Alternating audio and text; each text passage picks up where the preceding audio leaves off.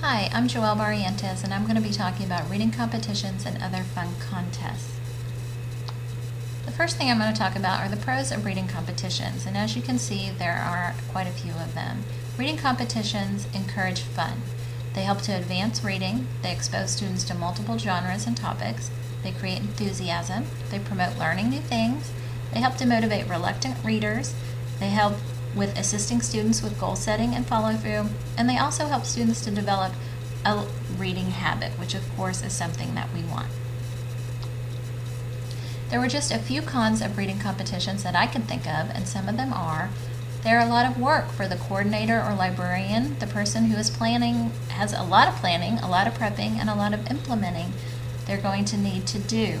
You might be able to form a committee that would help you, or maybe enlist the help of a language arts committee that's already formed on your campus, but it just might be you doing all of the work, so that is something that you need to consider. It can be difficult gaining support from busy teachers. Let's face it, we know they have a lot on their plate. You might not get the warm reception that you want, but I do believe it's all in how you present it. And if you present it with enthusiasm and motivation, then you can help them want to help you.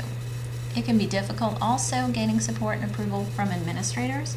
When addressing the administration about the proposed competition, it would be best to have it completely thought out with a timeline and some visuals so the principal can see that you have been thorough in your planning. And it's always good to point out that this effort would support student learning. And that brings us to our next slide. We can see that, of course, it would support student learning because we can tie reading competitions into information literacy standards, and these are just some of the standards that a reading competition or contest would address. It would help the students to read, view, and listen for pleasure and personal growth. It would help them to read widely and fluently to make connections with self, the world, and previous readings. It would help the students to respond to literature and creative expressions of ideas in various formats and genres. It would also help them connect ideas to their own interests and previous knowledge and experience. These are just a few of the information literacy skills that competitions and contests would touch on. So lots of times administrators want to see that what you want to do is supported by data. So here's some of your data. These are some individual contest ideas. Dramatic reading competition is something I think the students would really enjoy. They could choose their own story. They could read the whole story or just part of it. They could dress up as a character in the book. There could be prizes. I think that students would really enjoy this.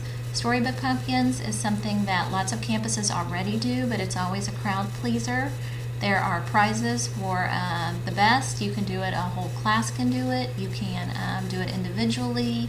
There are lots of different ways, but it does seem to be a favorite of the students. Winter Olympics Reading Challenge is something you can do. You can always tie in a challenge with sports of any kind. That's motivating for a lot of kids, especially boys who might be reluctant readers, could tie it in with the sport they're already interested in. Guess the reader. This was something very cute. I thought these are teachers in this picture. It's kind of hard to see, but they're reading a favorite story and they're covering up most of their face. You can really just see their eyes, and then they have on a Dr. Seuss Cat in the Hat, and the pictures are numbered, and you would guess who the reader is. I think that looked like something very fun and easy to do. You could do a book trailer contest with some of the older kids and even teach them how to make QR codes and have them go around maybe with an iPad in the library and scan the code and watch the trailers and make it super fun. This was a trailer I did, so I thought I just might include it if anybody wants to watch that. Another contest would be guess how many books. This is also simple and easy to implement and something that would be interesting, I think, for the students, and it incorporates some math and gets everybody interested in just how many books are there in the library. That would be fun and easy to do. Reading bingo is something that you can do over breaks. You can do it over Christmas break, spring break, even summer break, and there's different ways to do it. You can have kids read in certain genres. You can have them read in certain places, such as, read under the tree, read with a friend, read with a flashlight. These are different things that you can do, and then have them fill it out and bring it back to you for a small prize. Graphic novel reading and writing contests would be fun to do with students. I think graphic novels are very popular right now. There's so many to choose from, and really quality books out there for them to read.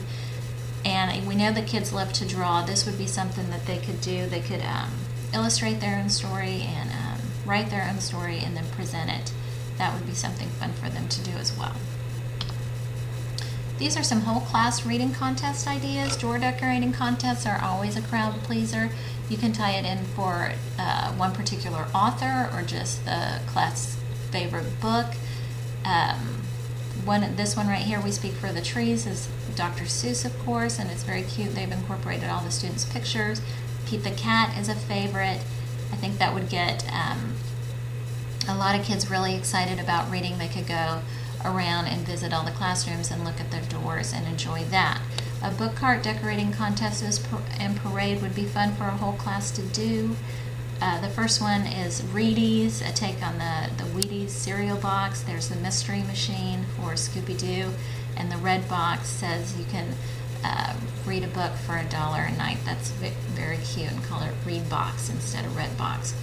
I've also seen classes do favorite author classroom book displays, and what they do is they pick a favorite author, they make a display, and then they do a presentation, and different classes come around and watch the class's presentation about their favorite author and look at their display, and that's always very enjoyable too.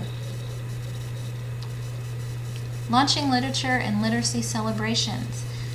There are lots of state, regional, and national events out there, and a great way to connect your competition and make it very, very exciting is to get connected to something bigger and more widespread. Some of these events you can connect to are Read Across America, which happens in March, International Children's Book Day, which is in April, Young People's Poetry Week, which is also in April, and National Children's Book Week, which is in November. When you have these big events that are already taking place, what's really great about that is they have people, lots of people working behind that, and they've already done a lot of prepping and planning and have materials and resources that are already out there for you, and that should make it a little bit easier. When you're going to plan a competition, what should be used and how?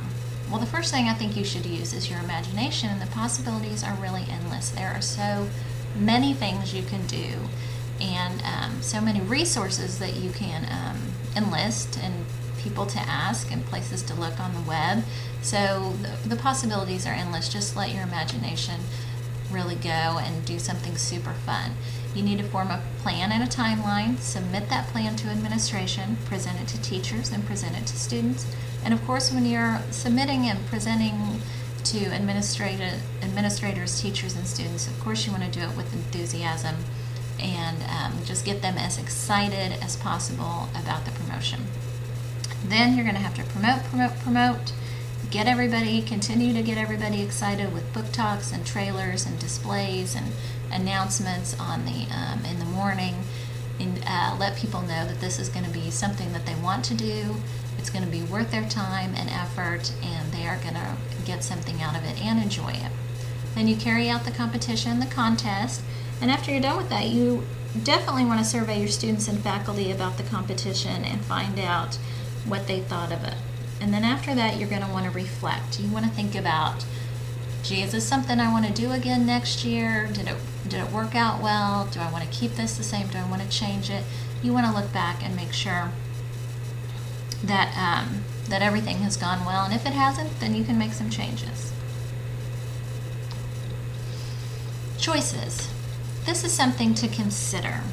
When you are having a competition, you might want to give the students some reading choices, because it has been found that when you do, students feel in control and empowered. They enjoy reading more. It's not homework. They will take more risks with their reading and read different things that they might not have, and they tend to read more. Now, if you don't want to give them a full-on choice, you may just want to narrow their choice a bit with maybe a particular genre, or you can certainly steer them in a certain direction by giving book talks and information so that you want them to read something in particular. You can always give them some suggestions, but it's good to let them make their own choices.